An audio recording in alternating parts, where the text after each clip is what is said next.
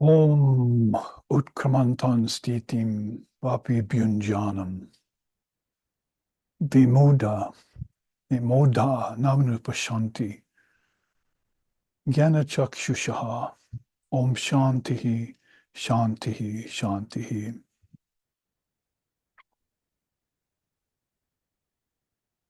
The ignorant and deluded do not see him who comes, remains, and departs, because he is veiled by his own modes of nature. But the yogi sees, for he has obtained the single eye of wisdom, the Jnana Chakshusha. Om Shantihi, Shantihi, Shantihi.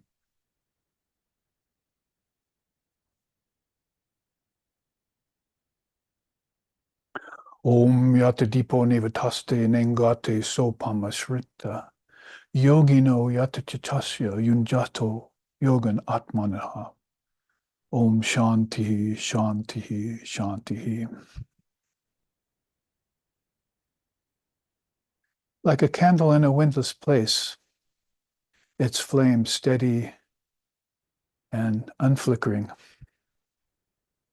So too is the mind of the yogi. Meditating deep within upon the Atman and steeped in yoga. Om peace, peace, peace. For there shines Brahman. May that Brahman protect us, may that Brahman sustain us, and may that Brahman illumine our thinking consciousness. May we not find fault with each other, with the world, or with the teachings.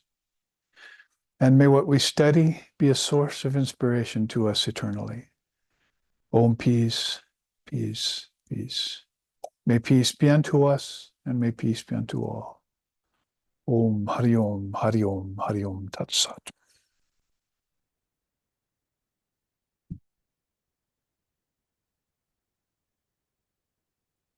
This Sunday afternoon, we have the concluding class of a 3-class series on 4 kinds of being, 4 kinds of devotees. The Bhakta, which we looked at the first week, who practices mostly Bhakti yoga. We looked a little bit into that yoga and some of the practices, the 5 sacrifices, the 5 modes or moods that you adopt if you're a Bhakta, so that you can cherish the Lord. You can cherish that and turn that potentially limiting mode of duality into sweet and beautiful Dvaita, or the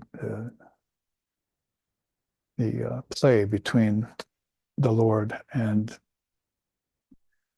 his eternal companion, as the gospel often tells us in some of its beautiful poems about the devotees being stars around the moon, and the Lord joyfully plays with them. And then the gates of heaven are open wide to those beings. Beautiful poems in the Gospel of Sri Ramakrishna. So the Bhakta we looked into with some of those teachings that are prevalent in Bhakti Yoga. And then we looked into the Jnani, who follows the wisdom path and path of discriminating wisdom, sometimes in its more extreme mode called neti neti, in which you cut away all the things that are in the way of having the vision of oneness, which I just chanted about. They do not see the Lord who comes and stays and plays and enjoys and departs, like we don't see bees taking pollen to hives, making honey, or flowers floating across the air from earth to the nose. All those things are unseen even in the physical universe, but like that in the subtle universe, people fail to see the presence of the Lord in themselves and in others. as they come and depart, that is, as they're born and as they pass away from the body, or they pass away into deep sleep, as we've talked a lot about lately. So they see who possess the eye of wisdom. So that's what we're going to be looking at today, the yogi.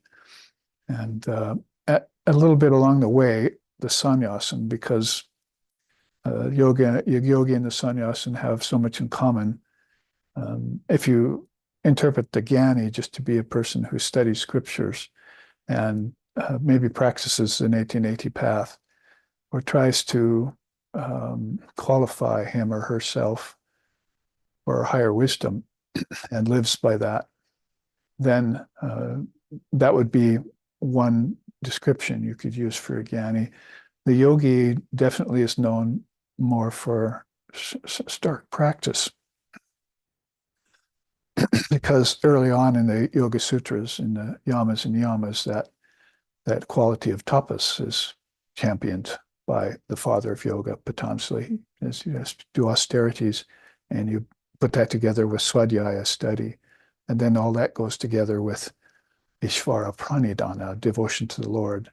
So you can see how the yogi is already beginning to, or yoga itself is beginning to nicely commingle or marry bhakti to jnana. And the practice of yoga is going to make that an assured fact of attainment. So that's what we usually talk about as far as the four yogas are concerned, which is what we've been looking at as our lead chart to this class series. This being the last class of the series, this being the four yogas, Chaturdasha Yoga, Sri Krishna calls it in the Gita. And it's been a long time, maybe even as far back as the Gita, that it's been brought forward and in a cohesive, integrated, synthesized way, and with the ideal being that all of us have the opportunity to and the potential for practicing all of these yogas and synthesizing them. So you could maybe go back to Bhakti Yoga and say, well, of the five moods, the servant, the lover and the beloved, the eternal companion, the father and mother and child relationship, of those four kinds of moods that you're supposed to pick one. But here in this great darshana of yoga, we're beginning to see that we have the aptitude for, or when we do have the aptitude for it, we're encouraged to practice all the four yogas. That is meditation, selfless service, that's called Dhyan Yoga or Raja Yoga, and then Karma Yoga, and then Bhakti and Jnanam, devotion and wisdom. And those are all, if you want to use devotion and wisdom as the two wings of the bird, then I took that metaphor further and called the head, it's meditation, and the tail feathers are the guide, that steers the bird through the air. That's the Karma Yoga path, propulsion, how to move forward without accruing limiting karmas or karmas that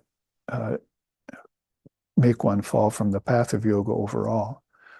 So if that's the full bird in the sky with head, tail, feathers, and two wings representing the four yogas, then you can see how in this regard, what we're calling Patanjala or Raja Yoga, or sometimes Dhyan Yoga, because it's a yoga of meditation, is more than it's just called up to be. It's not just meditation, but it has a whole 8-limb system which we move along. So we can look at a little bit at that, because it's not been something necessarily that Father of Yoga in his more recent incarnation around 100 or 200 AD composed and put together. He did that for the people of the time so that you could really understand this 8-limbed path.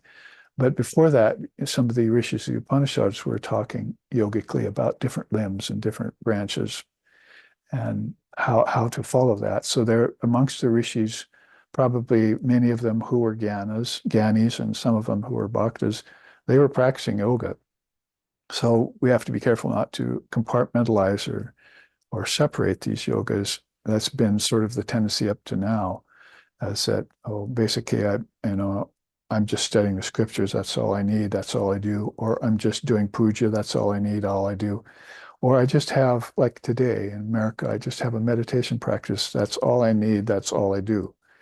So, as Vivekananda said, it'd be wish to God. He said that all beings were so deep and wide that they would practice all four yogas and master them. And that would, to quote him again, would be his ideal devotee of the future, would be a being who would synthesize all four yogas. So to practice them, to bring them together with these deep connections. So that's what we want to look at today as far as this third yoga. And karma yoga, we're not really going to look at. I would say that it's not listed necessarily among practitioners. It's just something everyone does. You could say that everyone's a karmi, and the Upanishads even use that word at times. But there are some people who are akarmis, and there are some people who are vikarmis. Basically, there are people who do bad actions, there are people who do good actions, and there are people who, by doing good actions, have become transcendent of action altogether. That's where you begin to see the yogi emerge, and maybe to the Jnani. If the Jnani takes what he knows into practice, yoga, then you've got this beautiful hybrid of higher wisdom dawning and at the same time practicing. And this is something that will be grounds or means for samadhi, the seventh limb of yoga, if meditation's engaged in. So that's how important the synthesis of these yogas are. And they're already amongst us. They've been amongst us for millennia, probably for ages. It's just that not that many people have come forth and professed to be integral yogis. And that's where you get the Sannyasin, you see. So the Sannyasin, in order to have attained this high and noble state of individual liberation called Jivan Mukta, has in the past lifetimes been a master or become a master of all four of these yogas. And that's why we see a good example of it in Swami Vivekananda. So that's my little preamble for this final class of the third of the series. And we can jump into studying some of yoga now. That's been, I hope, put into some sort of clarity for you. We go immediately to this lead chart, because I've told you before that that we looked at Bhakti Yoga. You see the bullet points for it there. We looked at Jnana Yoga at the bottom. You see the bullet points for it there.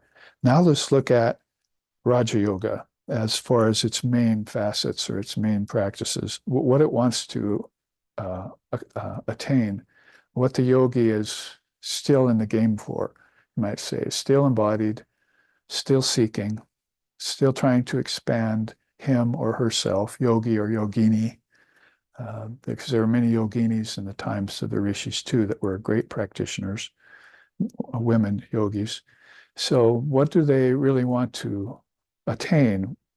And how is that made different from maybe what the Bhakta is going to do in order to practice just the Bhakti paths, or even the Jnani with just seeking wisdom through the scriptures? The yogi then begins to put those two together, and also it wants to strive for basically three things: meditation, samadhi, and samyama. So that's how it was explained by Dattatreya to Sankriti, one of these great devotees that keeps surfacing in the Upanishads, being taught by his father in one Upanishad, and then being taught by Dattatreya in another, being taught by the sun god in yet another. He's a very unknown figure that doesn't get pulled out and revealed very often, but he keeps coming up as this seeker of this kind of integral yoga. And in this case, he's come upon the company, the divine holy company of Dattatreya, and I'll show you about that. But first of all, let's see what the facets that he's seeking, or a great soul like that is seeking to be an accomplished yogi and yogini. First of all, mastering the 8 limbs of yoga. And those are, of course, yama and niyama. There are 5 of each of those, 5 yamas, 5 niyamas. I'm not going to go through them all with a chart because you've seen it before, but you will see them coming up in a chart, which doesn't have necessarily a focus on Patanjali's yoga, but it's the way Dr. Treya is showing the 8-limbed yoga. So it's been a system that's very long-lived and eternal, and it'll always be there in the minds of the seekers and the yogis. So mastering the 8 limbs of yoga, 5 yamas, 5 niyamas, what are they? Things like ahimsa, nonviolence. That's very important. And truthfulness, not just speaking truth, but thinking truth, truth in thought, word, and deed. And not coveting other people's goods. Very good example for this day and age, particularly for us in America here in the West and so forth, with the materialistic penchant upon us. And then, so those are like 3 of the yamas, but 3 of the niyamas I've already mentioned. Be willing to do austerity, so that will purify your nadis. Basically, it's what the yogi wants first. 4 months to say, of this practice will clear these nadis, then I can practice. You see, so there's a practice and there's a pre-practice that goes on. They enter into the whole fray thinking, how can I approach the Lord like a Bhakta does? How can I know the Lord like a Jnani does if my nadis are still impure, if my senses are still impure? So a lot of people make the mistake of, and it's probably kind of a natural mistake in this day and age, of hearing about spiritual life, entering into it, and going towards some of the advanced practices without doing the purification first. So this is a good example of that yamas and niyamas are looked at by the yogi and the yogini in a way that causes them to think, I need to spend some months on this. Dr. Treya thinks 4 months. Vivekananda said 6 months, you should be able to do it. So this is purification before you even really set your foot on the path of practice. It's not very often done, or it's done sporadically in nowadays. As we know from growing up in the 60s and 70s in America when yoga came on the scene. And it wasn't only Hatha yoga that came on the scene. It wasn't that big back then. It got bigger later. The flash in the pan yoga, they call it. But the yoga of the scriptures, like coming upon the Gita or coming upon the Vivekachudamani when we were younger, and the yoga of bhakti, that you had these feelings of love for the Lord, even when you were young, when the society and the church didn't have that love. And you wanted to express it, and you want to understand it. So all of these things were coming upon us in those times. And it showed that these yogas were there as lights, and they had to be called towards us. Synthesis of yoga, as it was later called. So yamas and niyamas are 2 limbs of yoga that you really should spend some months on under the tutelage of a teacher.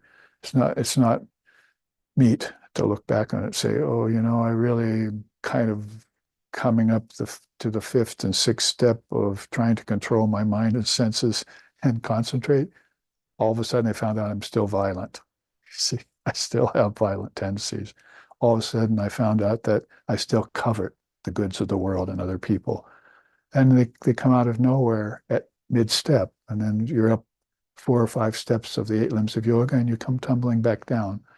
Or you come walking back down and say, I have to start over with a good teacher who will teach me how to be free of nonviolence, covetousness, teach me how to do austerities to rid myself of impurities in the nadis. Then I can start again afresh, anew, and make swift headway. Then I'm talking about 4, 6, 8 months of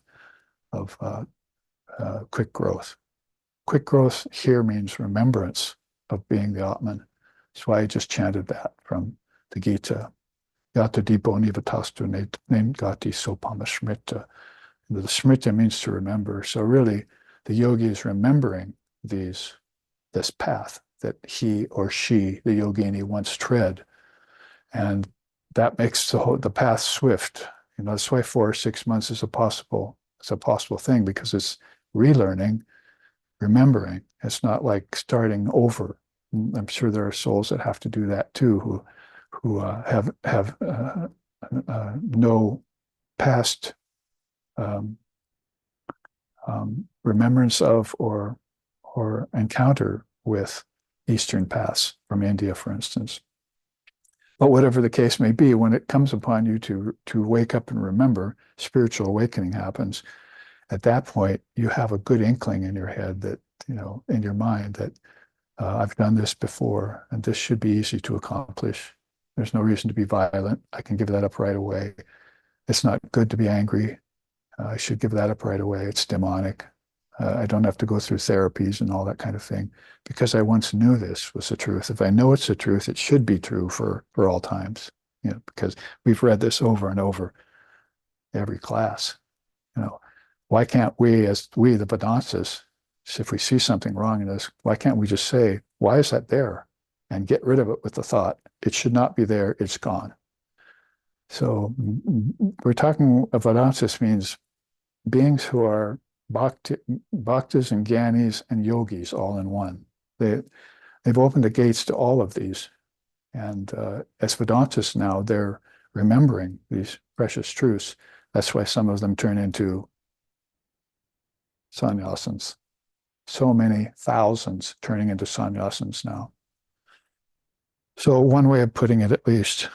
So I'm going a little bit on about the masters, the 8 limbs. So yamas, niyamas, then you get to sukhasana. Sukhasana. You know what sukhasana is? Sukha means pleasant or good, right? Oh, I found one good asana that I like to sit in. That's the way Dr. Treya teaches yoga Vedantically. It's not a hatha yoga thing or many asanas or stretching yourself here and there.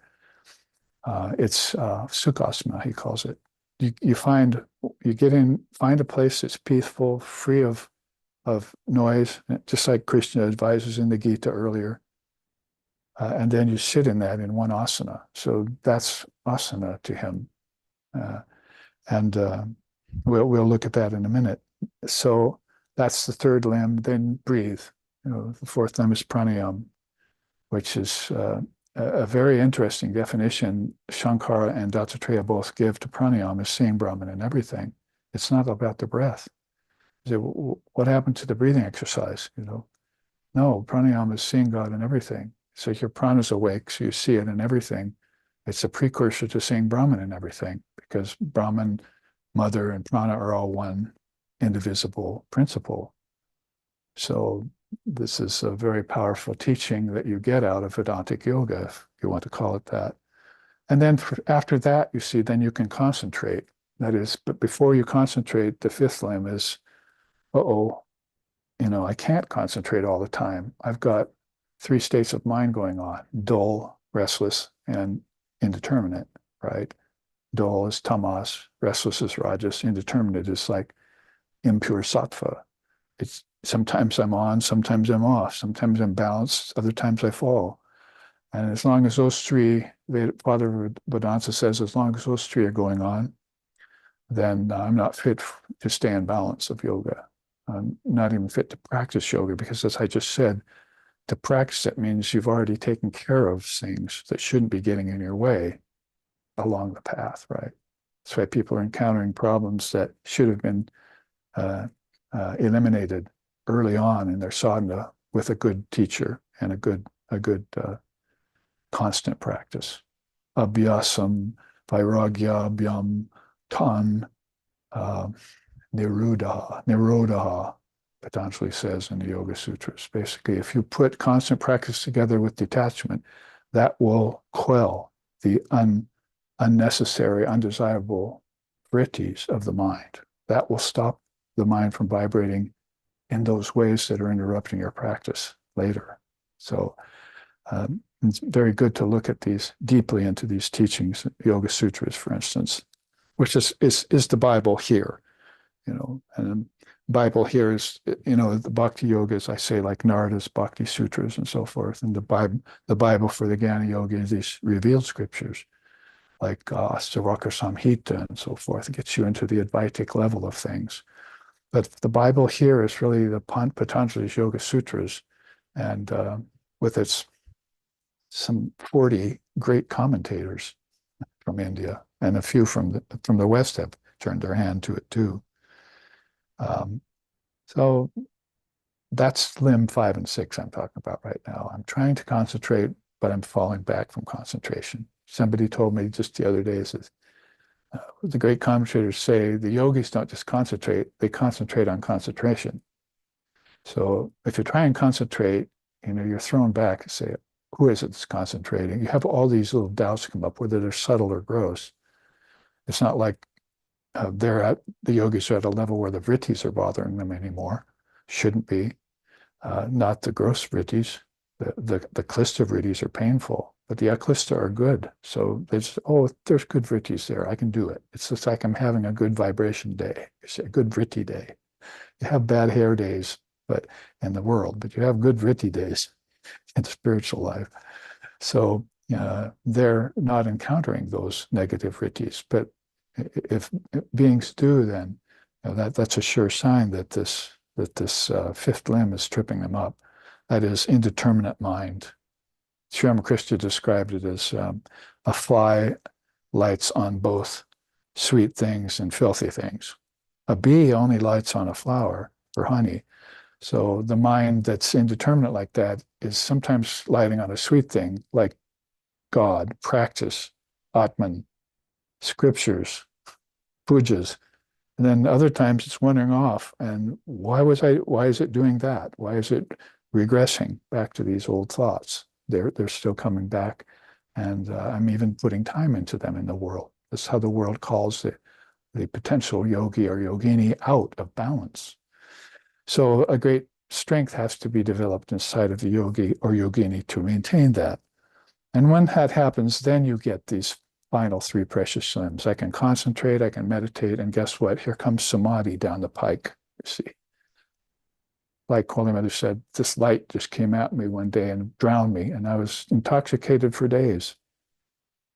And finally, my mind came back down to its ordinary state. So what happened there when she was just doing her practice? She didn't, of course, didn't take any intoxicants or she wasn't interested in occult powers or sensationalism. She decried that. And she's just doing her practice, and all of a sudden, boom, this light comes upon her. And Swami Brahmananda said that once. He was in an underground temple with this rounded archway and hallway, and he started walking around it with a couple of the monk brothers.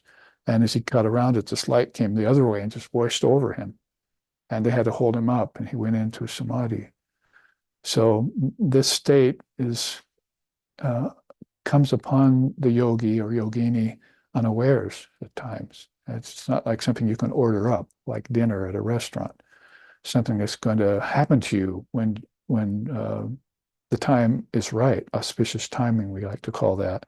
So that's basically a quick commentary, not so quick, not as quick as I wanted it to be, but on the 8 limbs of yoga, those final 3 are precious: concentration, meditation, and samadhi. And out of that, they come samyama. We'll look at that in a minute.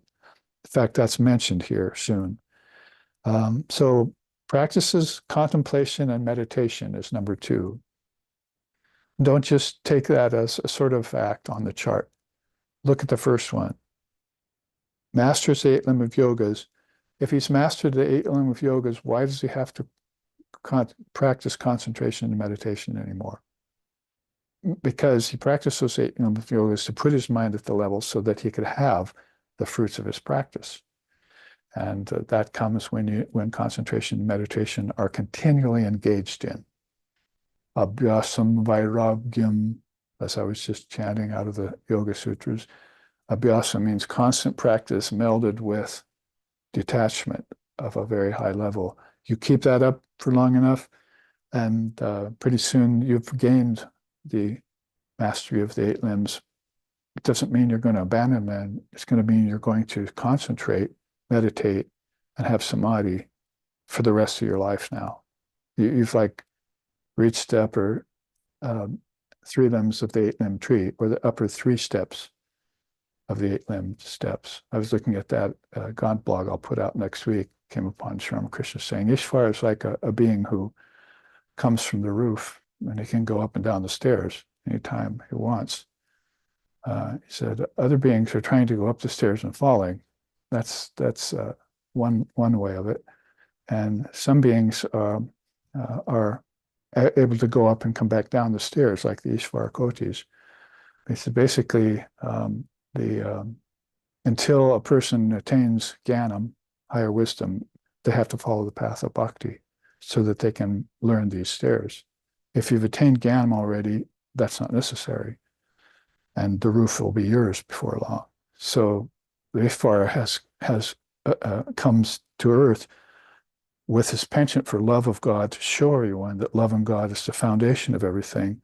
And from that foundation, you can then, with the love of the Lord in your heart, you can begin to practice things like yoga and attain them, not just talk about them. So Sri Ramakrishna's experiences and his insights he gives to us again in the Gospel of Sri Ramakrishna. So again, practices contemplation and meditation because it's not a practice anymore, you might say. That's just where he arrived or where she arrived. And that's how they keep themselves at a high level of comprehension. And then maintains a regimen of svadhyaya. So that's, of course, practice of reading scriptures, memorizing slokas, and reciting them. So it's not done just for the sake of making a living, say like the priests do. Oh, they know a lot of things. They've memorized a lot of things. But the yogis go into the meaning of the words, realize the profound nature of them, and then can explicate what they mean to others. And then they do that by continually studying swadhyaya, keeping their study up. So what we're saying here is, after these 8 limbs of yoga, the purification period's over, and you've climbed the tree of yoga. Then these 2 things you keep with you. Meditation and contemplation is one limb that you keep with you, and swadhyaya is another limb you keep with you. This begins to look like Kriya Yoga, doesn't it? That Patanjali talks about. That's the original Kriya Yoga, not the modern offshoots that are not good. Then maintains a regimen of svadhyaya, so you'll find them delving into the books to share the teachings with others, achieves mastery over mind and thought. So it's as if I can concentrate and I can meditate now, but here comes that fly, you see, and it wants to light on something else. So my mind and thoughts have to be connected to and allocated and with my meditation and my samadhi. So my mind and thoughts still have to receive the influence and the benefit of always being placed on those limbs. That's why this keeps happening. Say, I mastered it, then why do I have to do this anymore? That's why. Because you have to keep the mind and thoughts in that. Otherwise, they'll deviate back to old ways of thinking. They'll fall into lower mind. That's one of the ways of explaining how they say in the scriptures, even great souls sometimes fall and forgetfulness and so forth. So this is a surefire way to avoid that. Mastery over mind and thought, manojavitvam, or manorajaya. I've mastered the mind, it's mine now, and I'll place it wherever I want, and I'll withdraw it whenever I want. It's not just a detachment that I've learned. I've learned to attach and detach at will, my guru told us. So detachment is a start, but then you need to be able to attach and detach at will whenever you want. So you can put your concentration on something beneficial for others. It's the game is already won for yourself, for the accomplished yogi or yogini, but they still have to, they still have a version or a variety of that compassion for others that you find in the Bhaktas and in the Buddhists. They still have that going on. And here's something that Patanjali brings up at the very late part in the sutras, realizes Divine Mother as the Chitti Shakti. Would to God, if we want to quote from Swami Vivekananda, that we had known her before we even started practicing yoga. See, if we just had said, well, she's the mother of my thoughts. And then all that practice of trying to master my thoughts and mind wouldn't have been necessary. She would have said, oh, you found me out. See, I'm stepping forward now. Everything else get to the back. And then you find a Ramakrishna like that. He sought her first, got her grace first. Did you see him have to do any practice after that? So she granted him everything, including bliss. Where rolls the stream of knowledge, truth, and the bliss that follows both. He got all of that.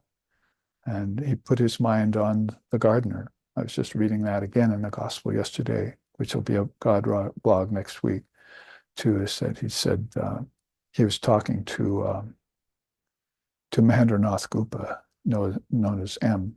And he said, how do you see it, M? Sri Ramakrishna? He said, oh, all those people, Keshab and others who are leaders of the Brahmo Samaj and the other Samajas in Calcutta, they're always looking at the garden. They're never looking for the gardener. And Sri Ramakrishna said, that's right. That's a good conclusion.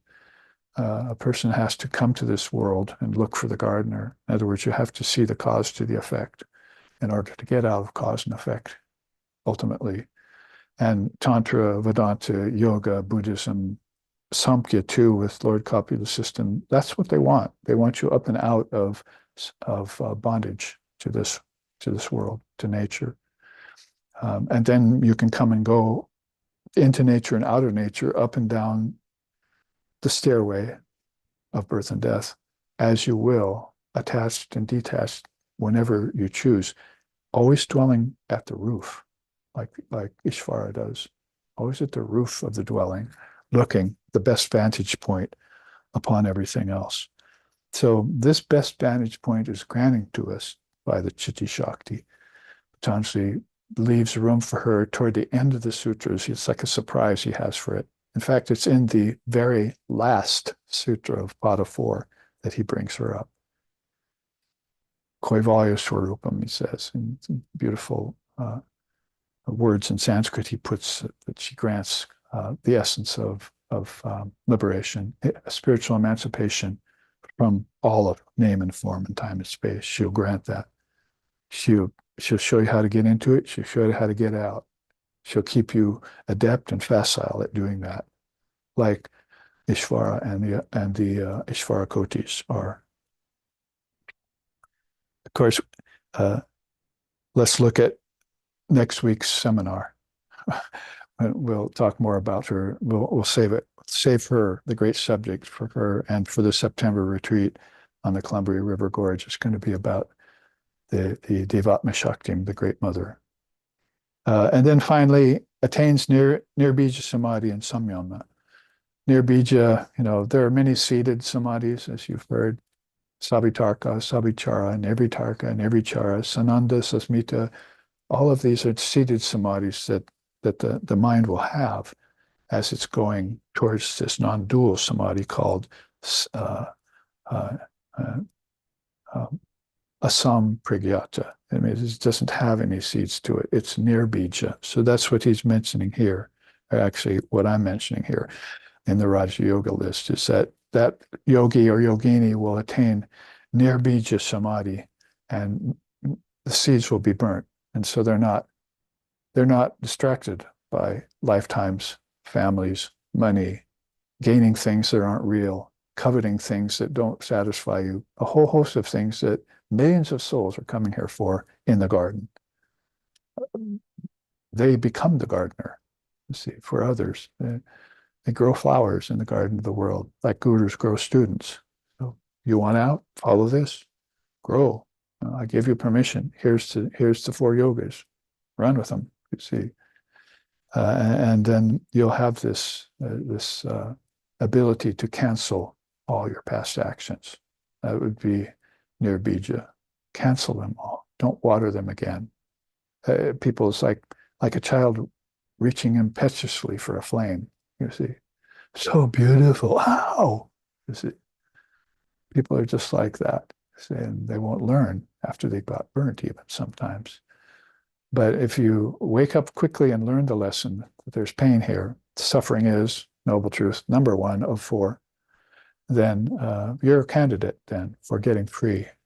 The Chitti Shakti will come to you and free you. And you just have to yearn a little bit for it to happen, show that you're qualified for it, practice 4 months of yogas, integrate them, and stand up and be counted by the divine. Your nature is divine. The divine recognizes the divine.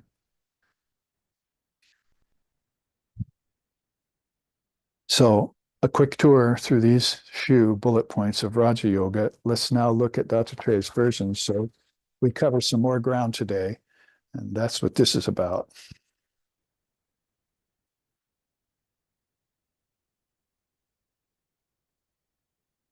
Dattatreya, of course, unparalleled, unrivaled among a group of the highest knowers of Brahman.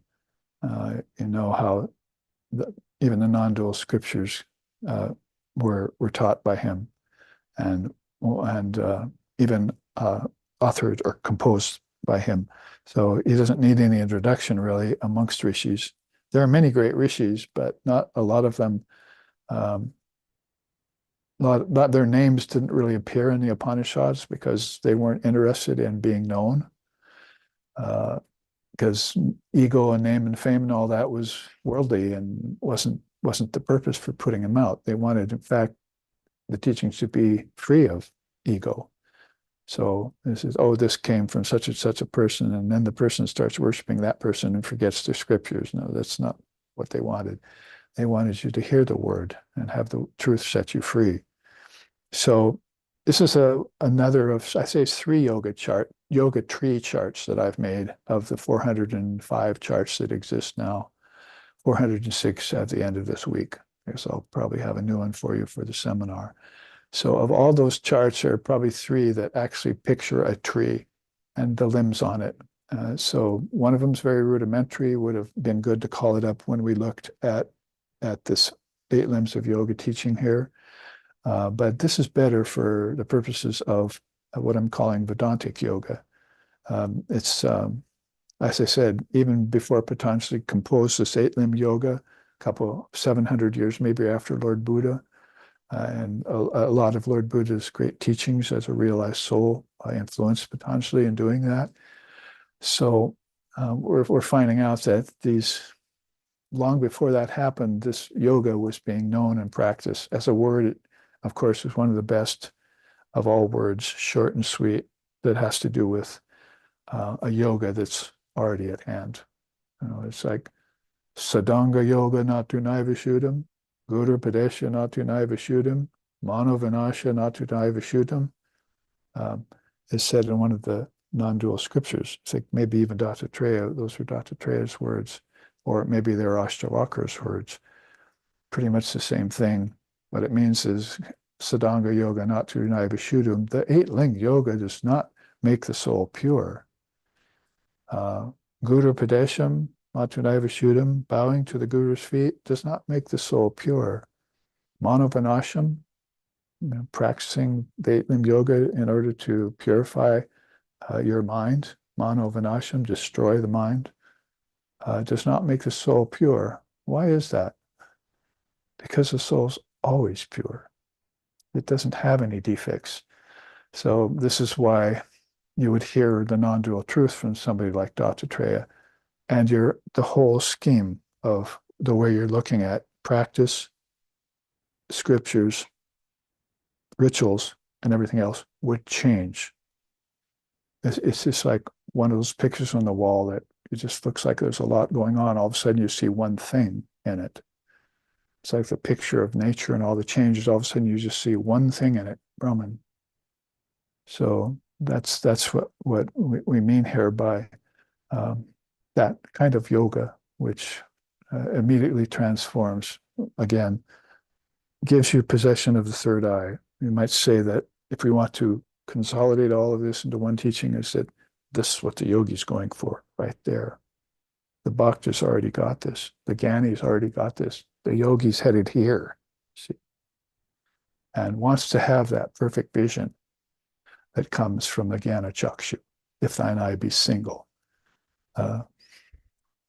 And 5 other mentions of the third eye, which I found in 4 different religions of the world: Taoism and Gnosticism and Buddhism and others, all mention this.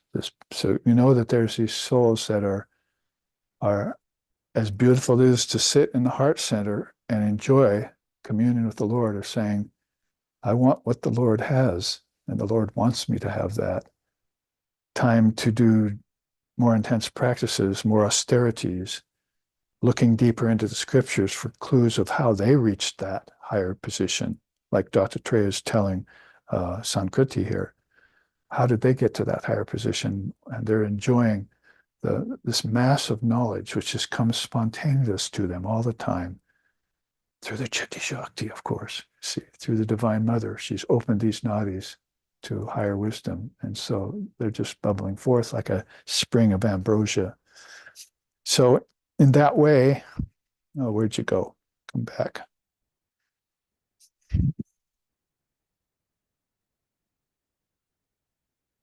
In that way, we look at Dattatreya's yoga, the way he puts it here.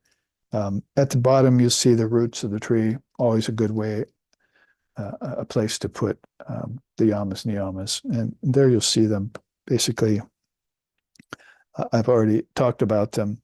On the left hand, 5 roots are the yamas.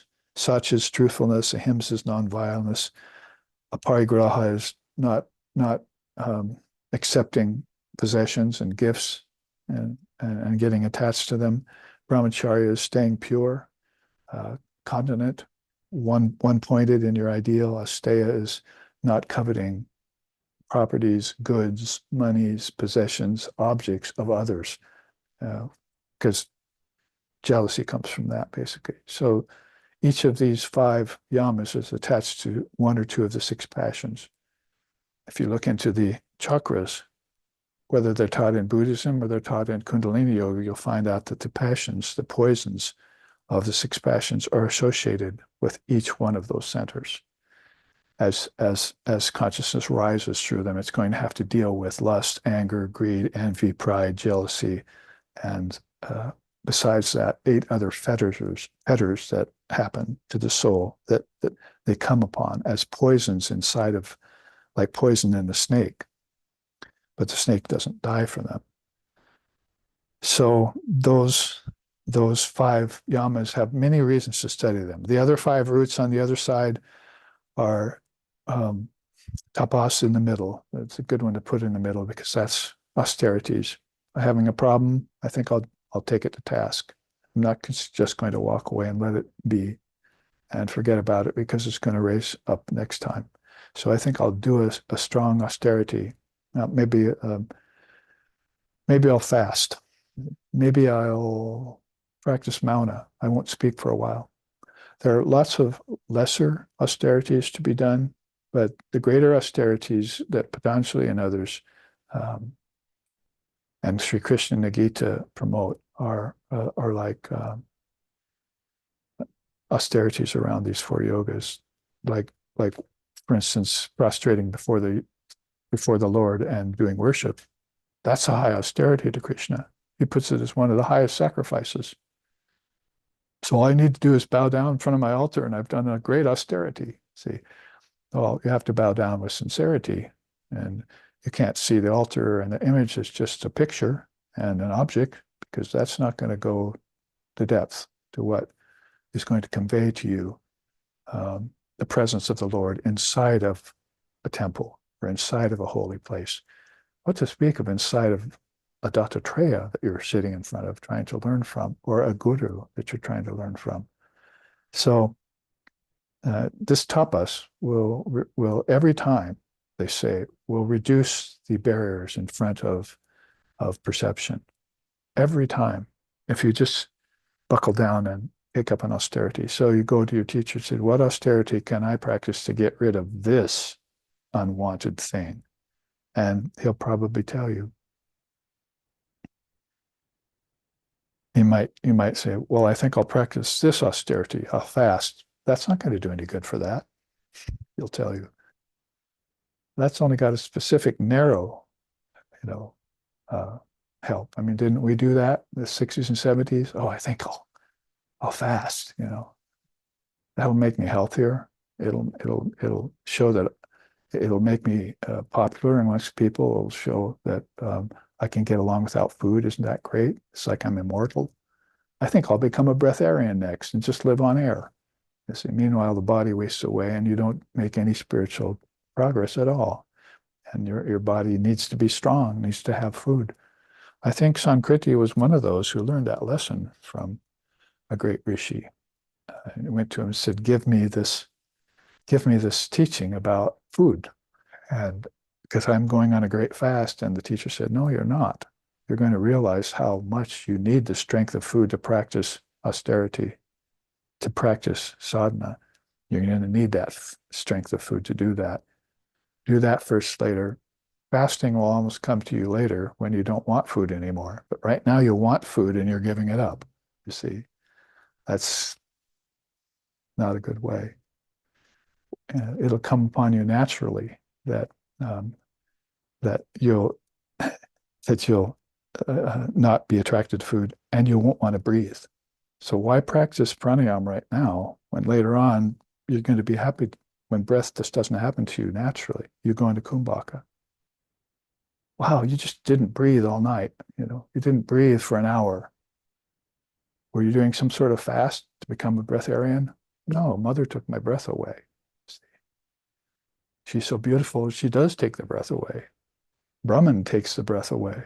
So all of these immature thoughts we had about tapas and austerity, you have to check them with great teachers like Krishna that he told Arjuna. Dattatreya is telling Sankriti, so that you won't fall into those kinds of sidetracks. When Sri Ramakrishna, the direct disciples were all pretty austere, they became monks, they wandered. Second generation of swamis come along and say, well, you got to do austerities. We want to go do that. I said, why don't you stay here and help people? That's what we found out. We want to help the world. We can't do that any good out there, starving our bodies and living in the Himalayas, freezing our feet off and so forth. That just ruined our bodies, he told them. The real austerity is here in serving others and making yourself fit to serve others. You know, how much you're going to be taught by realizing that the Atman is both here and there. That's what I said yesterday morning. You know, those who see that the Atman is in every other thing and in the self, they attain to Brahman. There is no other means to do it. There is no other means to do it, to attain Brahman, than to see the Atman in others and in yourself. Kaivalya Upanishad. So back here to the Darshana Upanishad, we're looking at these yamas and yamas here. You see, so tapas right in the middle. And then Saucha, purity. Swadhyaya we looked at already. That's study of scripture and memorization of slokas and sutras. Santosha, peace. That's that peace and quietude and equanimity that they attain. And Ishvara Pranidhana, they love the Lord with their whole mind, their whole heart, and their whole soul. That becomes, starts off as maybe a practice in some, and then develops into a natural love for God. Sri Ramakrishna put that even for the Jnani. First, they love consciousness. Then, through consciousness, they find out about non-duality. Through non-duality, they get bliss. See? So they didn't have to love the form of God necessarily to do that. They just found consciousness in everything. I love that. You see, consciousness is what makes everything live. It animates everything. It's the Chitti Shakti animating our thoughts. That's consciousness. Everything associated with pure conscious awareness, I love. Everything that's not, I don't like it anymore, you see. It's bothersome. It's irritating. It's distracting. It's broken. It doesn't work right. It falls victim to Maya, suffering. But anything that I see that's associated by the seers and the saints in the scriptures with consciousness with a capital C, I'll take that, please. I'll take that. I'll seek that with my whole heart, my whole mind, and my whole soul. So this is how one would look at the great niyama of Ishvara Pranidhana. 5 of each then. One limb is 5, second limb is 5. You're going up the trunk, right? Well, there you see what's on the trunk next, basically, is that asana pranayama.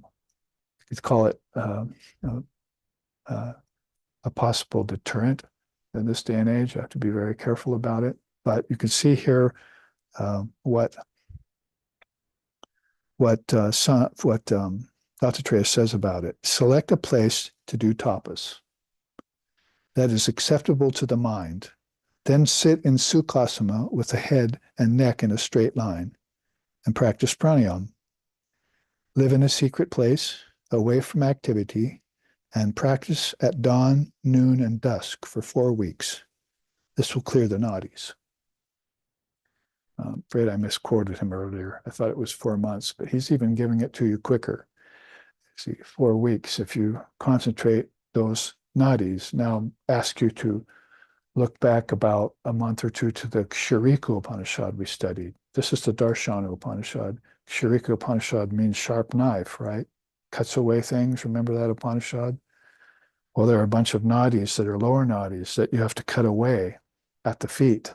And then some other nadis at the knees that you have to cut away. Other nadis at the thighs and the regenerative organs that you have to cut away. That's the tact that they took, the metaphor they used for these nadis, which now Dattatreya is talking about purifying by doing this intense tapas for in a place that's alone, free of noise, free of activity, because you want to learn the inactive. You know, the Atman is inactive inside of you. Its presence makes everything animate, but it itself is inanimate. That is, it's immobile. It's all pervasive, so it doesn't have to move. But energy does move, and energy has a beginning and an end. So you're practicing pranayama to kind of prove this to yourself. See, if I don't breathe, if I do breathe, if I breathe as a practice, as I breathe consciously, these are all different ways of looking at your life force, your breath. And you have control over all of them. If you say, I'm going to breathe, you will breathe. If you say, I'm going to stop breathing, you can stop breathing. We did it as children in the swimming pool at our neighbor's house with a stopwatch. See, I was down 60 seconds. Wow, that's a new record. See. So basically, you hyperventilate some, which is a kind of pranayama that we did uninformed without any teacher, probably remembering what breathlessness was like in another lifetime. Then we went down the pool and looked at each other, tried not to laugh with a stopwatch, and held our breath for a long time. We did that as kids every day in the summer. So it's a kind of practice you do, holding the breath. So what I'm saying is that you can then do this as a practice. Well, I think I will breathe consciously. I mean, that became very big. Wasn't in the 60s and 70s, but in the 80s, 90s, all of a sudden, everyone, the Taoists, the Buddhists, and the Hindus, the yogis, were telling you, oh, let's do this breathing exercise. But you have to breathe consciously. See, sure, Hatha got a hold of it for a while, and it became just a perspiration vehicle, you know. But then later on, I said, well, actually, it should be done mindfully. And then later on than that, you found out the Vedanta was coming into the field saying, AUM, the in-breath, the held breath, and the out-breath is like Om, the word. And that connects to another Triputi, and that connects to another Triputi, waking, dreaming, and deep sleep. And then all of a sudden, philosophically, you're breathing. You see, that's the way I like to put it, is that the mind's not breathing until it becomes aware of the teachings at a deep level like that. It's got to breathe every day then. It's got to think I and my Father are one. And how is that possible? Because I'm saying the Mahavakya. And how is that possible? Because each word means this and that, such. Who said that? That great soul did, and so forth and so on. So that backwards and forwards, you're running this consciousness through these nadis, which need to be purified. 4 weeks. I would say that was back in Dr. Treya's time, but that's not nowadays. That's why Vivekananda comes and said, try 6 months of this kind of practice. Purify the nadis first. Then I'll give you the next thing to do and the next thing to do. I'm afraid in this day and age, in the Kali Yuga and the Western continents and so forth, nowadays it's pretty random for practice. And it's pretty much hit and miss as a shooting match. We're selecting certain teachings and trying to learn them and apply them. But this is the great teaching that we want to learn as Vedantas, the 4 yogas. And they sing about that. There's a beautiful verse in the Pranjali of Vivekananda where we sing about that. Oh.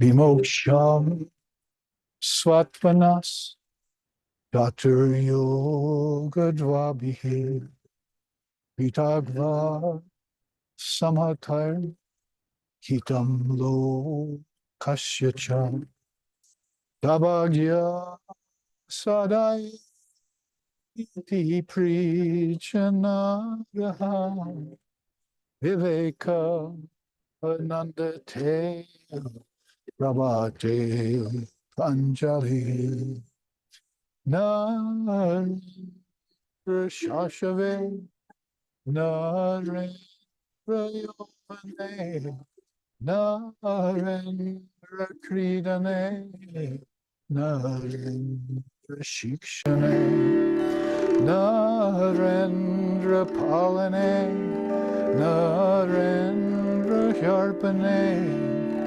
Viveka Anandate Prabhate Pranjali.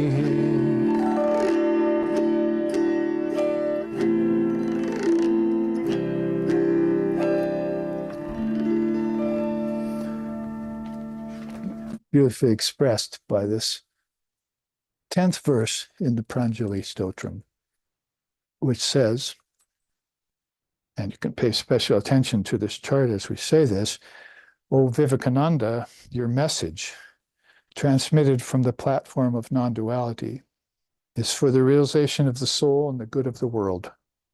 Atmano Moksharta Jagad Hitaya Cha, his motto for the mission. Your sterling character consists of a unique blend of childlike simplicity and manly renunciation. Wonder of wonder. While all such qualities adorn thee naturally, you remain free of pride and pretension. In this auspicious dawn, we offer you our grateful salutations. Your message, transmitted from the platform of non-duality, is for the realization of the soul and the good of the world, we said. And he goes on to say, by reinterpreting and coalescing the 4 yogas and making them accessible and understandable to humanity, you have destroyed the foundation of ignorance in this age and ushered in a new era. In this auspicious dawn of illumination, Vivekananda, we offer you our eternal salutations.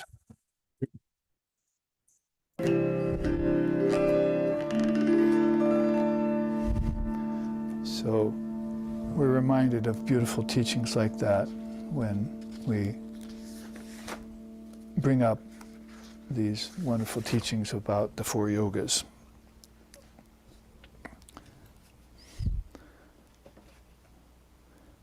So with these 5 yamas and 5 niyamas in hand, well understood, find a place and practice this yoga. Good to get it out of the way. Maybe those of you sitting in this room, those of you watching, I'm certainly the case with myself. I can remember trees I sat under for months at a time, every day, that I would hike to, practice my yoga, and then go home. I would find a place away from everything. People, pets, which weren't such a problem back then as they are now, and children, cell phones, no problem back then.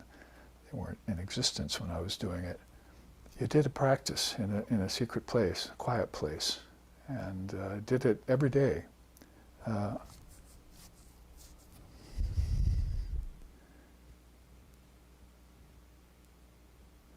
There's a quote here that it reminds me of. We'll come to it. Every day means morning, noon, and evening. You do this practice. I wasn't always that faithful in my own practice. I remember doing it morning and afternoon, outdoors and away from everything. But that's the point. You get yourself under control, your senses, your mind, your thinking process. And you do it with a method that's authentic, that's traditional, that's given to you by the Guru. In my case, Swami Shishanandaji Maharaj, peace and blessings be upon him. So, in a way, we're talking this tree of 5 and 5, and then 2, asana and pranayama. So he wants you to do this sukhasana, he says. Now, victory over the seating posture is victory over the 3 worlds. Now, that's a great statement to ponder. So if you can master your asana this way, it's bhur, bhuva, swaha, right? You've really pretty much aligned the 3 lotuses. They're called Muladhara, Svadhisthana, and Manipura, right? So 3 different systems are talking to you about now, about these three worlds. Bhur, bhuva, swaha, the 3 lotuses, the 3 worlds, and the 3 chakras. So if you've mastered them with this sukhasana, a pleasant asana which you sit in, which now allows you to sit and breathe and remember, because you can't remember if you can't sit and breathe, sit quietly and breathe naturally, you won't be able to remember anything from your past lifetimes. So this is a beginning to recall, divine recall. It's a beginning to remembering your divine nature. And it'll come back to you like a sweet wind from on high. And then your mind will get the idea, and it'll say, I think I'll stay up like a kite. You see, I won't come down this time. Mother is flying mind kites in the bazaar of mundane human convention. I think I'll snap my string and let the kite flow away, and she'll dance and sing. We used to sing that song on tour a lot. See, beautiful hymn by Ram Prasad to Mother Kali. So this is the idea with a little bit more inspiration infused into it. Sukhasana, if you practice one position and you master it, it's like mastering the 3 worlds. There's 4 others that are going to take a little bit more than just mastering your breathing, but there it is. Asana and pranayama's real purpose will allow you to see Brahman in everything. Why? Because you didn't have a chance of seeing it before you could sit still and breathe. It's as simple as that. And you could do both of those things consciously. See, that's very important. Let's go up the tree to pratyahara on the left. So, to use force to divert sensory organs from their visual course of travel, their usual course of travel, to objects is pratyahara. So use force, not the best, most popular language to use in our Western psychology, but we're yoga psychologists in India, and we know that we're perfectly able and allowed to use force to open up channels. That's sometimes going to be the only way, and that's going to be a force that's being directed and guided by great aids. The path itself, your guru and the mother. If you can't be content having those as your safety net, then you really don't deserve to be on the path. So force it, bring it up with force, and open up those nadis with force, your own will force, based on the safety net of guru, sangha, and holy company. The triple gem, they call that. So take up that single asana, and then divert the sensory organs from their usual course of travel to objects. Nice way Dr. Treya puts it to Sankriti.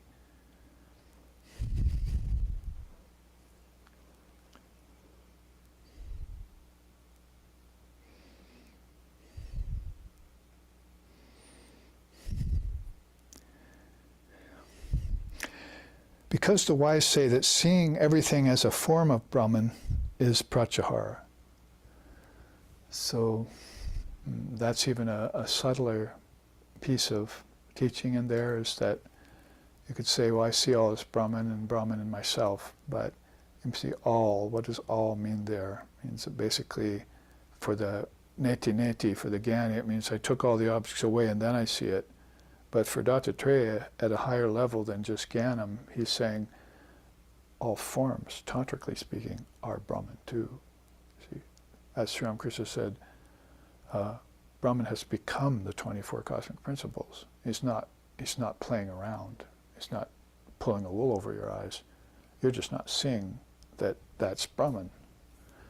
You're seeing it as an illusion. You're seeing it as vibrating particles. You're seeing it as something you want to possess. You're seeing it as something I'm attracted to and I'm guilty of. But you're never seeing it just as an expression of Brahman. It's all Brahman.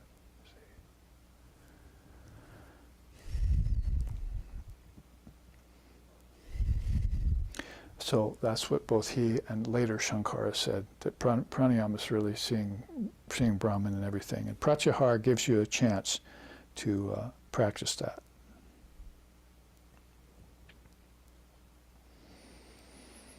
So use that prana that you got from conscious breathing to break through the nadis we talked about back here, right?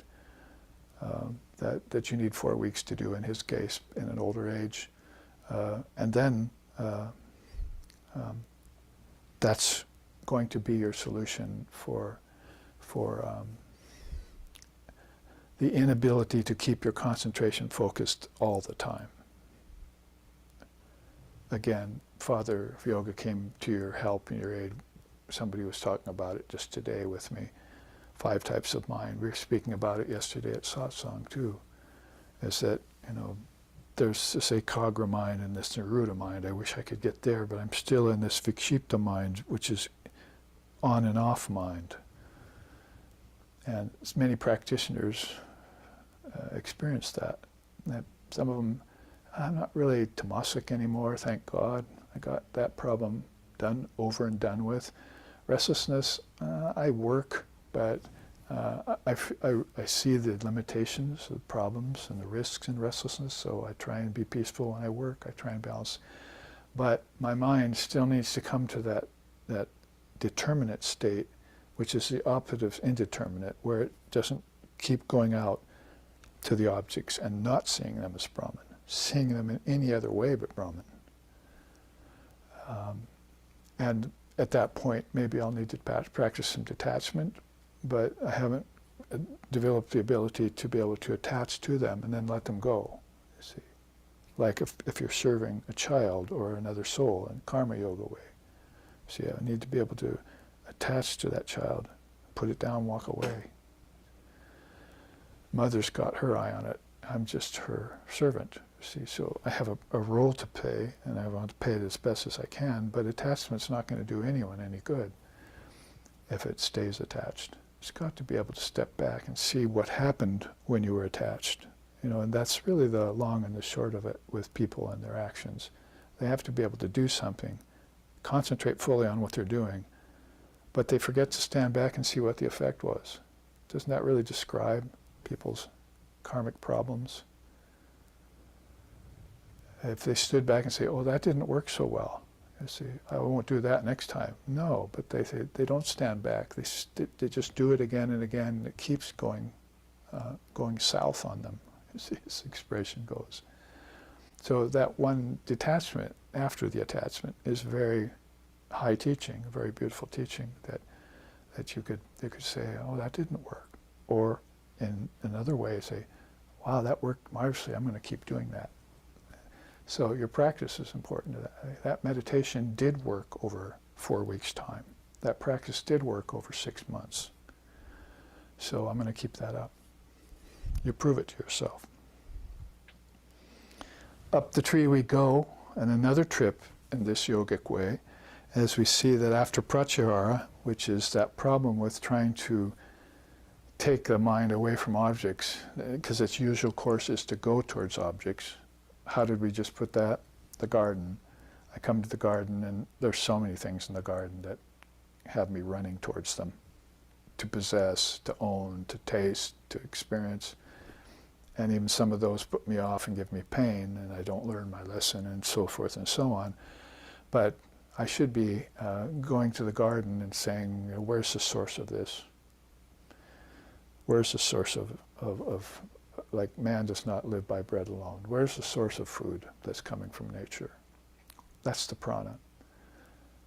Oh, I just breathed. So I just breathed consciously, and now I see that the prana is in me, and it's in those things. And it can get crimped in the nadis and not flow, or I can uncrimp them, and then it'll flow again, give me good strength and good health and good energy, and I don't have to spend so much time on austerities and medicines and inferior means of methods that are out there in the world.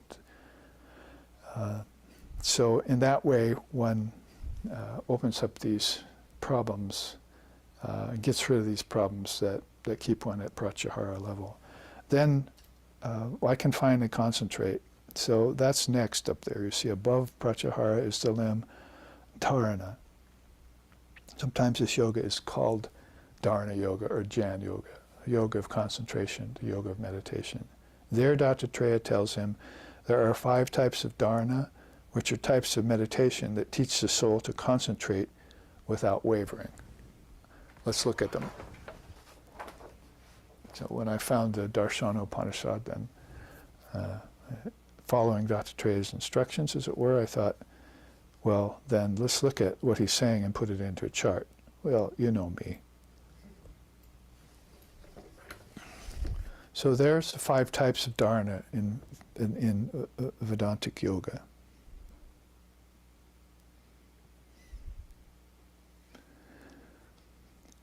So you probably would be taken off guard. I was a bit when I read it. I thought, well, what could 5 times of concentration? That's an awful lot of variety to just concentration, which is supposed to be one-pointed. But this is where beings are having problems in nature. You see, they're having problems with the 5 elements. Part of that is their attachment to them and the pain they get from them. Fear of drowning, burning, landslides, things that people are going through all the time in the world right now, that the media is making very available to look at. So basically it comes down that Dattatreya is talking about quintuplications. There it is again in another Upanishad, that this ancient system of quintuplication was there probably all the way back to Kapila and before, that people found out, as the Upanishad said, that there are 5-fold connections to everything here. That's why you have 5 fingers, 5 toes, 5 senses, 5 yamas, 5 niyamas, and so on. So this has to do with the 5 elements. He says here, quote, concentration on ether, air, fire, water, and earth should be made replete with the chanting of the Pancha Mahabhuta Bijams, Ham, Yam, Ram, Vam, and Lam. There are primordial words in the Devabhashya, the ancient Sanskrit, that if they're recited, actually bring the elements into manifestation. We couldn't say create them, because that wouldn't be quite right, Vedantically and yogically speaking.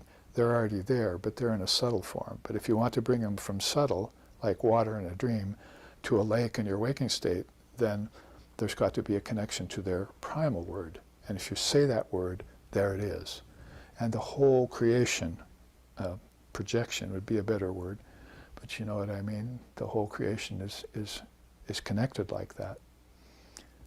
It's like holding hands creatures, as you talk about. Or Sri Ramakrishna has another story about water, the green scum parting, we know that one. But he told Sharda Devi once was with him. He said, watch this, and he reached down and pulled one vine of the calming creeper that was covering the whole body of water, and as he pulled that one vine, the whole vine across the lake moved at him. See? Just like that, under the surface, everything's connected, he said. So this is a very beautiful illustration by Sri Ramakrishna in the Gospel of Sri Ramakrishna that brings to light in this day and age this beautiful teaching of how everything's connected. So if it is connected, what's it connected by, and how do I bring it forth, and how do I master it? Like I said, the 6 passions are connected with the centers, right? So are the 5 elements connected with the centers. This is the way they teach in these systems. They don't leave you hanging, like in fundamentalist conventional religion or things like that, not knowing anything about what you're trying to see or worship. They're saying, well, here's how it's connected. There's no mystery to it.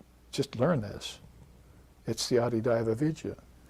It's the original divine wisdom of the whole shooting match. That is, all 6 worlds are built on this from the very get-go. Even time has its seed. Kala and Kalas. Space has its seed. So 5 elements are like that anyway. And chant these bijams and think about them. Then place all of these to their specific deities in the 5 different sacred places of your body. So you have, take these 5, put them to the deities, which are inside of me, and then apply them to my body. So that's 15, right? Basically you have connecting 5 to 5 to 5. It's very much like Sankhya Yoga in Dattatreya's time. So that's a meditation. Actually, it's a form of concentration. 5 forms of concentration. Do we ever do this, or do we just get born, grow, see water, jump into it, get born, get fire, get close to it, get warmed by it? Breathe air, never know what, never see air, but breathe it and just take it for granted. We never meditate on the 5 elements to know where their source was, where they came from, how they came from inside out. So we don't know about inside. This is one of the ways of proving yourself that insight exists. We talk about it all the time. Oh, your inner self, the thoughts of your mind are internal. The kingdoms of heaven, heaven itself is internal, but we never go there because there's no stepping stones inward laid out for us in this day and age that we could take that in meditation by concentrating for 4 weeks on that opening. I have to reopen that nadi of my understanding that this is the eternal connection 15 times over. So right away, say, there's the 5 elements. Now I'm seeking their connection to the 5 senses. Oh, guess what? I just found 5 deities. I guess I do have to believe in the gods after all. There's the god called Brahma at the earth level. There's a god called Vishnu at the water level. There's a god called Rudra at the fire level. There's a god called Ishvara at the air level, and there's a god called Sadashiva at the ether level of things. So those are the 5 elements, my 5 senses, and the 5 gods, and they're how they're placed on Shiva Nataraja's body is a good way. See, at his feet, at his thighs, at his heart, at his third eye, and at the crown of his head. This is you. You're bowing before this, you see. This is the great wisdom that Shiva epitomizes. And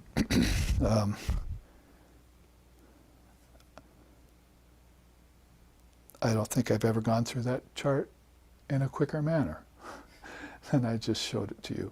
We've only seen it maybe once or twice, but it's good that we do in the time remaining. You can, we don't have a lot of time, but we can read these quotes. Another dharana should be made. Suppress all these gods, like Brahma, into the causal self. Okay, so now you've made the connections to the outer to the internal, right? External to the internal. Now you want to go to the causal. So here's where the cause of things, you're going to find the origin of things inside of yourself and connect it to the Atman. So suppress the gods all back into the causal self and place Shiva, the personification of wisdom, in the Jivatman. What's that mean? He's in you, simply speaking. You are looking at him externally. Oh, look how beautiful he is. He dances. Look at the Khandava dance. Look at this. Look at that. All forms outside, but it all came from inside. He's in you. You're in him. Then take what is avyakta, unmanifested, all that is formless, and merge it into the entire soul while chanting the pranava. What's the pranava? Om. So you started out with this hum, yum, rum, vam, and lum, bijams to the 5 elements. You took it inside to the external, to the internal rather, and then from there it all melded back into the Om. In the beginning was Om.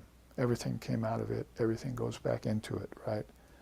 And so you haven't ventured the least distance away from the tradition, from the ancient tradition of Samkhya, or what the Vedas have taught you, what the rishis knew and what they wanted you to know, and what Dr. Trey is coming forth here to teach at a very rudimentary level. I mean, he's far beyond this teaching. He's coming back here to give it to you. He said, this should already be knowledge that everyone knows.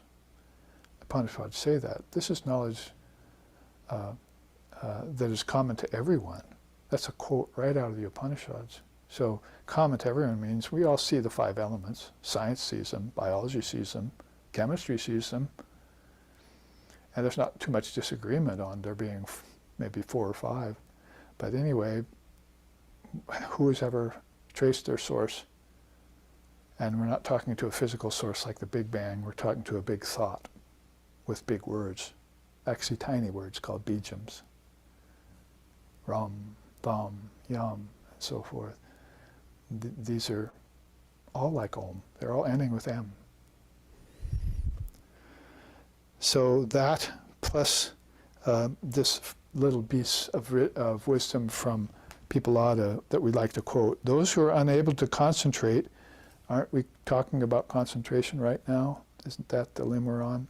Those who are not able to concentrate on Om, the bijams and the tattvas, you know what the tattvas are? They're like, the bijams are the words, the tattvas are the actual principles. Water's a tattva, earth is a tattva, air is a tattva. These are principles that are common to all of us. And they have words to them in the ancient language. If you're unable to render consciousness,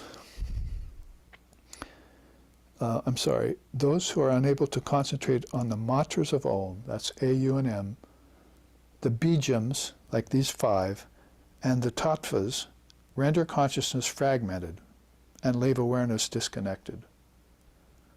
They wander the 3 worlds, subject to the sufferings of rebirth again and again. So how would you tell someone to quit wandering the 3 worlds if they found out they were? That is, get over rebirth, desire to be reborn in ignorance. Get a posture that sit in a posture and breathe. It's yoga. It's just yoga. It's not hatha either. It has everything to do with being in union with your true self or not. So that word connects everything, the 3 matras, and from there other words came from it all the way down to the 5 elements. And they're all within you. You quit wandering the 3 worlds, means you transgrade the Manipura chakra of birth and death, transmigration they call that, to the heart. And then, as we said earlier, the yogi wants higher centers. He wants to gain higher ground. See? So that's basically how those 5 kinds of concentration. I'm going to keep you a few minutes longer so that we can finish this History of Yoga and this series. So we were at the Dharana limb here. Now let's go across the tree to Dhyan and Samadhi. Those are limbs. After concentration happens, if you practice concentration, and if you want to flesh out concentration, you know what to do now. Let's take up the 5 elements, connect them to the 5 senses, connect them to the mind, connect them to the word. That's practice of concentration. You don't go anywhere for that. You do that sitting in Sukhasana, asana, you see. You do that breathing or not. You do it, and that's your concentration. You can do that anywhere at any time. And once you've mastered the posture, it doesn't mean you have to stay in it. You could do it out in the forest. You could do it on the run.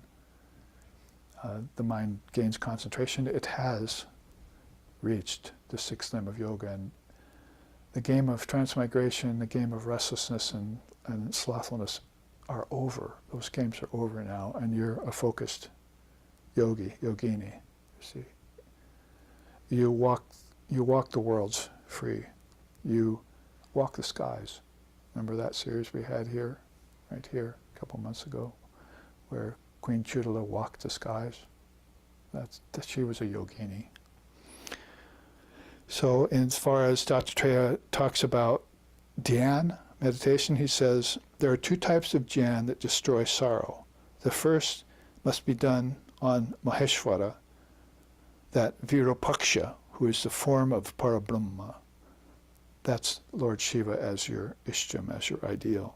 Then continue to do meditation on that one who is beyond meditation. There you are. Now we find the real depths of Vedic teaching, whether it's in yoga or whether it's in Upanishad. It's like we've heard from Sri Ramakrishna in the present age, and that we're all practicing as Vedantas. God is with form, God's beyond form. So we have 2 practices. We have 2 kinds of meditation we're engaged in all the time. We just have to concentrate and focus on that. Now I'm doing my japam, right? I know the meaning of words like vam, ram, lam, ham, yam. Now I'm om, hrim, shrim. You see, now the whole thing is 2 great words, bijams of consciousness, of expanded awareness, and that's my practice of God with form. I'm connecting up power words to the Ishtam, like Maheshwara. This must have been Dattatreya's Ishtam, was the Lord Shiva. And so you see there that that's the great Virupaksha, that's the great heroic manifestation. That's the primeval, archetypical soul for mankind, is Lord Shiva, whom we saw there as Nataraj. And then go and do that meditation on what's beyond. So it says here at the top quote, Sankriti spoke Dattatreya. This is where we find out that he's speaking to this great disciple. After satisfying all the lower limbs of yoga, always from thenceforth perform meditation upon that one who is beyond the reach of meditation. In the mind of that great Purusha who practices like this, the science of Vedanta will automatically appear. And that's from the Jabaladarshana Upanishad. So you can see how beautiful that is that this level of practitioner we're talking about right now, the Bhakta, the Jnani we looked at, but we're looking at the yogi now, is that if they practice this yoga that's known for ages to be the superior practice of the 8 limbs, the science of Vedanta will show up in their minds naturally. It's almost without seeking it. It's got to happen that way. Okay? So that's what Shankar says too when he sings.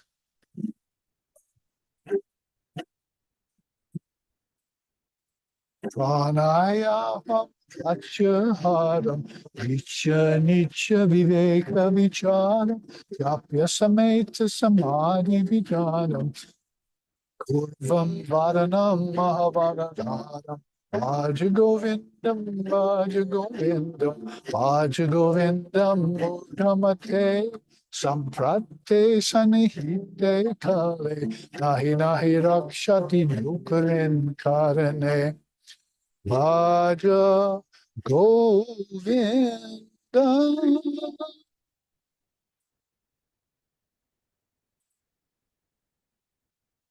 Om Jananim Sharadam Devi Ramakrishnam Jagadgurum Pado Padme Kaye Shritva Pranamami Mohor Mohor Om Shanti Shanti Shanti Hari Om Hari Om Om